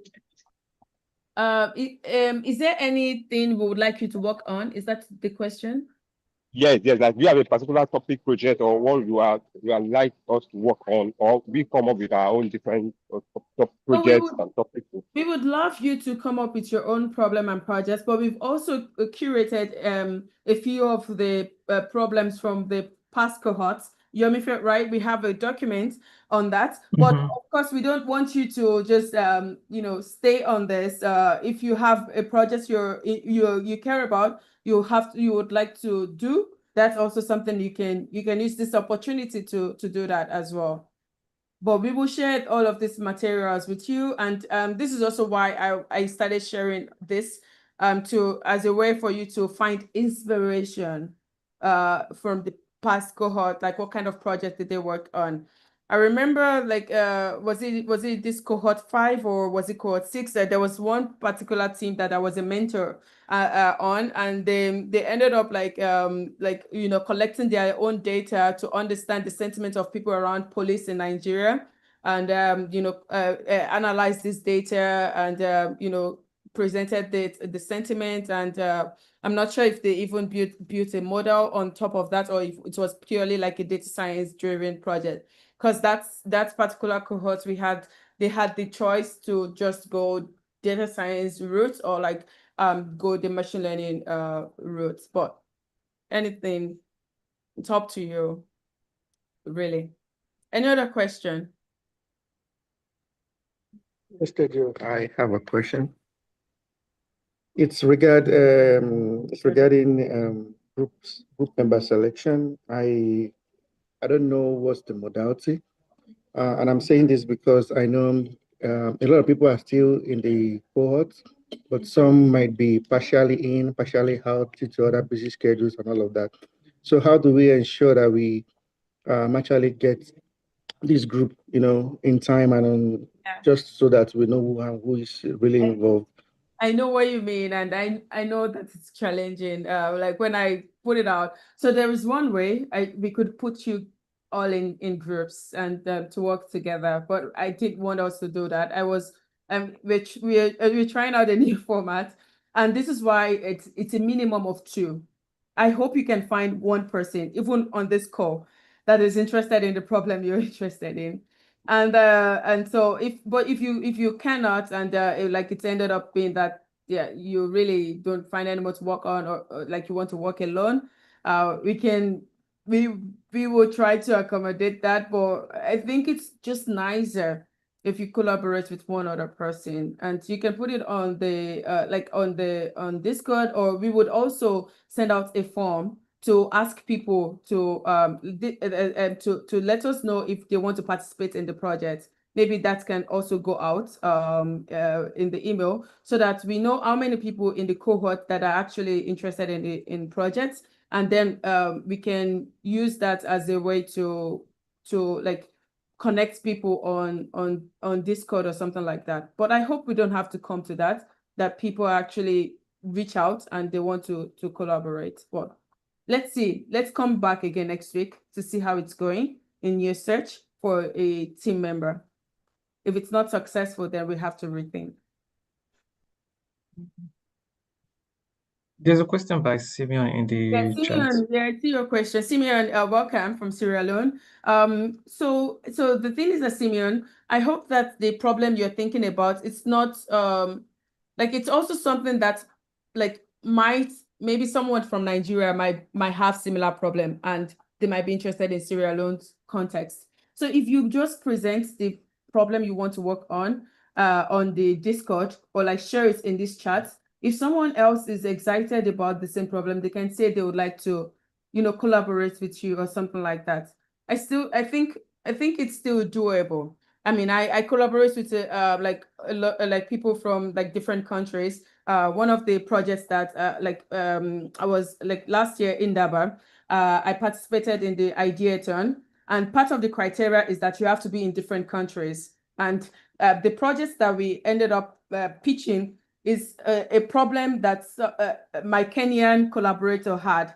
It was a problem from a local. She wanted to build like an inclusive farming device for our own people, because this is what inspired that problem. But it's a problem that I could see in Nigeria, I could see in Cameroon, another colleague of mine, I could see in Mali, another colleague of mine, and in Algeria. So we are like different nationality in that project.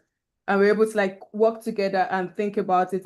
But of course, she's the local. We look to her for the guidance from the local, but we all have different skills, and you need different skills to work on a project. Does that make sense?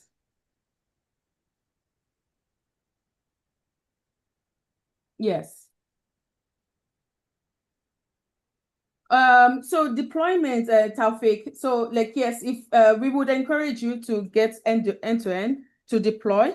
This is why I'm going to bring in my co-founder Femi to talk about the tools that you can use to make it like it's very easy these days apparently to deploy a model on device or something like that. So so that after that, I hope that you have the what you need, and it's part of the curriculum. But of course, that it could also be that your final project is in the form of like a notebook that express the problem and the solution that you have that you didn't get to this deployment phase.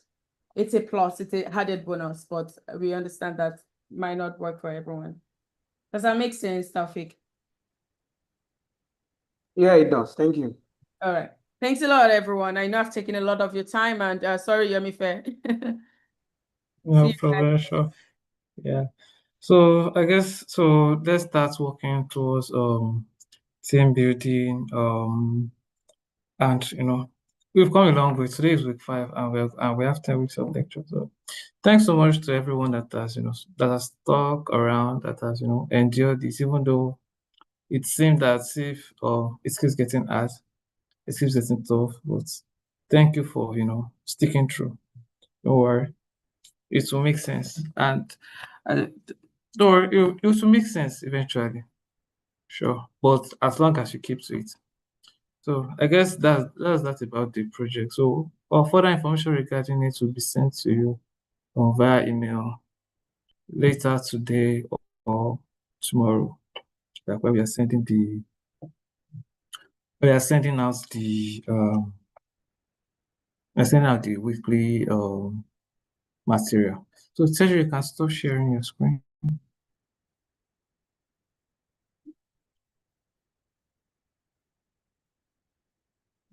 Teju, you can stop sharing your screen. Yes, I'm about to stop doing that. Thanks. All right.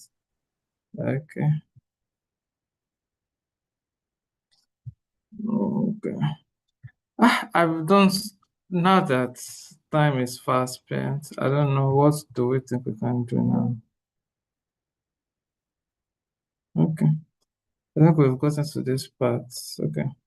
What do we think we can do? Okay, so now before we proceed, does anybody has any question specifically regarding the lab? So if we know what exactly we can do. Our time is fast spent, but probably in the next few minutes, I just want to know if you can just like address maybe one or two specific questions.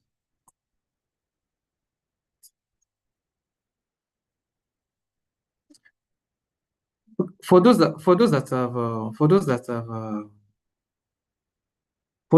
run the lab, what are the challenges? And okay, how do you suggest?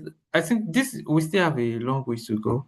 Do you suggest we like make up for this, because it's already time and our time is it's already time. So how do you think we can bring everyone up to speed regarding this material? Any suggestion is welcome.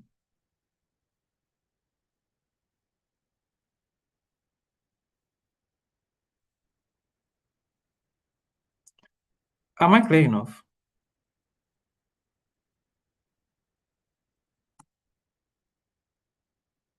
Am I audible?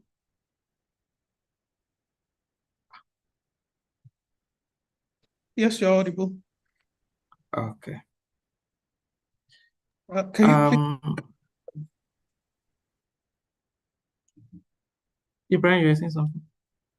Yes, I was asking if you can repeat the question. Yeah, I said our time is fast. This is already 12 minutes past 12, and we're supposed West African time. But we're supposed to end the session by 12, and we still like have a lot of things to go through. So I was just asking us, what are we suggest? How do we suggest we like bring everyone up to speed and try to understand it? I try to understand this particular process because a lot of people find this challenging. So we have to like go at a slower pace Morning. today. Okay. Yes. Can we like choose like a day within Monday or tomorrow to also review this on time on this class? Uh, the thing is the challenge is not about selecting it, it's about people showing up. There are times, the last time I decided to have a check-in, only one person like came to the call, and I was there for over an hour. So I don't know. So it's not about schedule, it's about what do we think is going to work, or should we just end this year?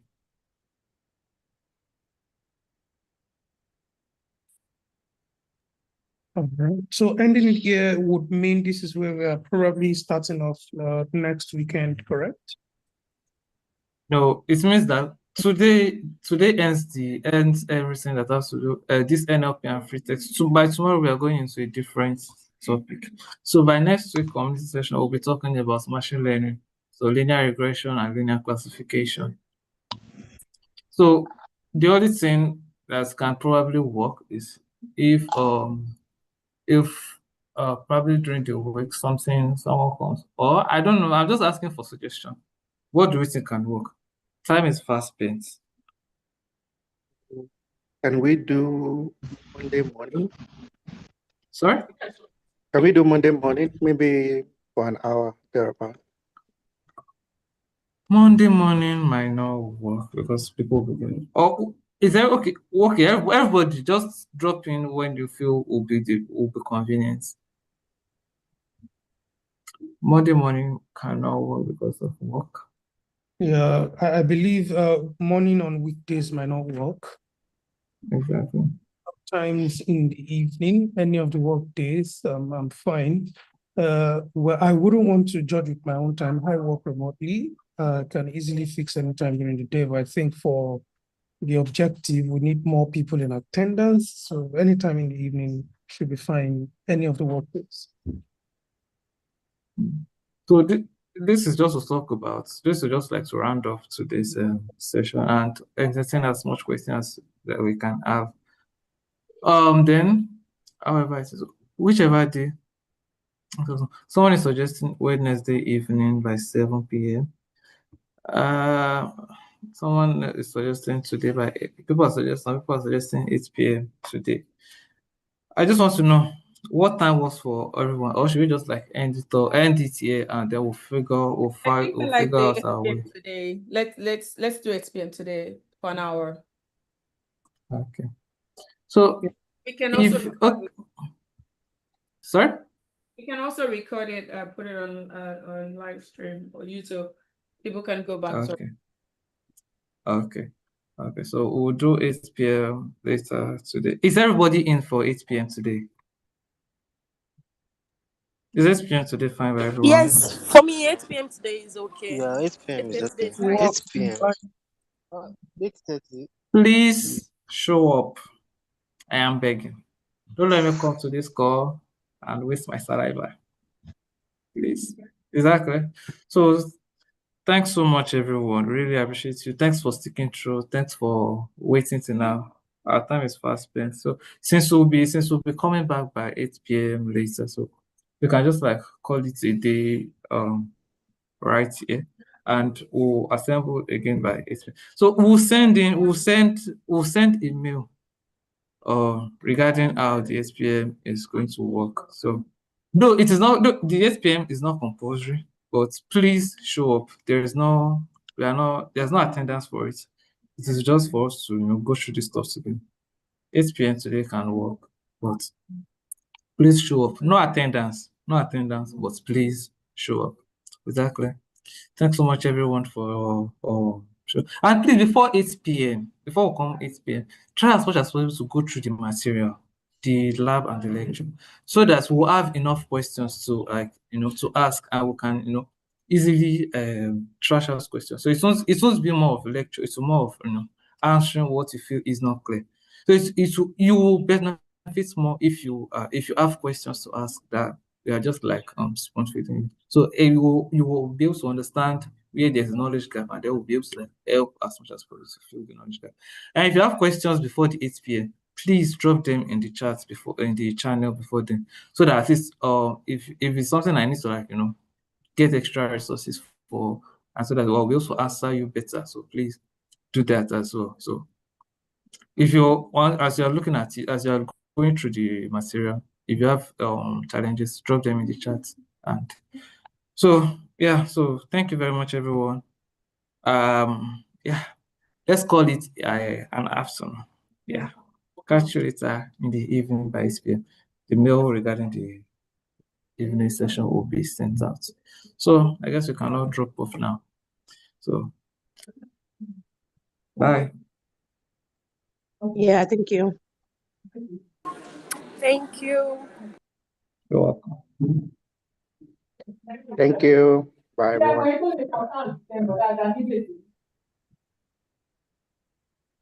Like anybody.